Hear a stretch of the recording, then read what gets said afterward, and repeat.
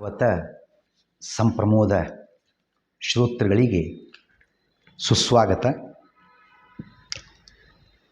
ಇದೀಗ ನಾವು 38ನೆಯ ಎಪಿಸೋಡ್ ಭಾಗ 1ರಲ್ಲಿ ಸುಮಾರು 467 ಪ್ರಶ್ನೆಗಳವರೆಗೆ 68 ಪ್ರಶ್ನೆಗಳವರೆಗೆ ಚಿಂತನೆಯನ್ನು ಮಾಡಿದ್ದೇವೆ.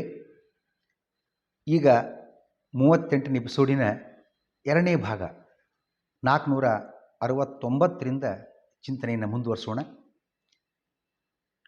ವಜ್ರ ಒಬ್ಬ ಉಳಿದ ಅಂತ ವಿಷಯ ಬಂತು. ಅಂದರೆ ಅನಿರುದ್ಧ ರೋಚನ ಇವರ ಮಗನಾಗಿರತಕ್ಕಂಥವು ವಜ್ರ, ಅವನೊಬ್ಬನೇ ಹೇಗೆ ಉಳಿದ ಅಂತ ಅನ್ನೋ ಪ್ರಶ್ನೆ ಬಂತು. ಎಲ್ಲ ಯಾದವರ ಸಂಹಾರಕ್ಕೆ ಋಷಿಗಳ ಶಾಪ ಇತ್ತು. ಕೃಷ್ಣನ ಸಂಕಲ್ಪದಿಂದ ವಜ್ರ ಉಳಿದುಕೊಂಡಿದ್ದಾನೆ. ವಜ್ರನಿಗೆ ಯಾರು ಪಟ್ಟಾಭಿಷೇಕ ಗೈದರು? ಅರ್ಜುನನು ಪಟ್ಟಾಭಿಷೇಕ ಗೈದಿದ್ದಾನೆ. ವಜ್ರನ ಪುತ್ರನ ಹೆಸರೇನು?